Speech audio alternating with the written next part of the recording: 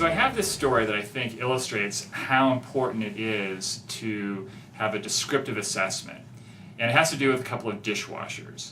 The first dishwasher was in a house that my wife and I lived in several years ago, and we started having this problem with the dishwasher.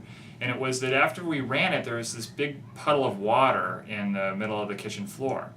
And the repairman who came over found that there was a little tiny hole in the dishwasher that had rusted through.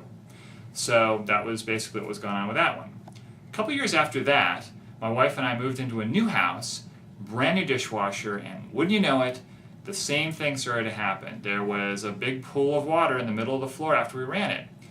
This time, different repairman came over, and he looked at it for a long time, and he said we actually have a bunch of things going on. There was too much water flowing in. The water was too hard, so we needed to use less soap. We needed to put the pots and pans in differently so it didn't splash near the front. All this stuff going on, but still causing the same problem. Now, let me shift from dishwashers and talk about a couple of kids. William and Ashley, both in 8th grade, both 13, and both have the same sort of surface problem, and that's with writing. They both meet the criteria for disorder of written expression, but very different picture when you look more closely underneath. Now, for William, even though he's very bright, can read and read and do math really well, he's a great problem solver, he doesn't speak very well, and in class he doesn't talk up much, and he doesn't use well-constructed sentences. And when we talk to his parents, he tells us that he was a little late with some of his language milestones in early childhood. So with him, his oral expression is also a problem.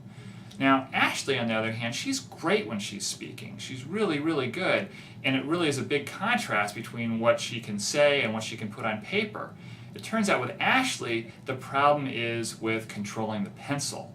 It's very hard for her to form letters and to create anything that it does make her hand really tired, and her legibility is very poor. So both of these kids, we could say, like the dishwashers, have LD or leaking disability, but really it's a very different picture when you look more carefully, and their unique profiles of strengths and weaknesses are going to help us make decisions about strategies that can help each of them. Customized strategies, that's the key, and that's the importance of a descriptive assessment.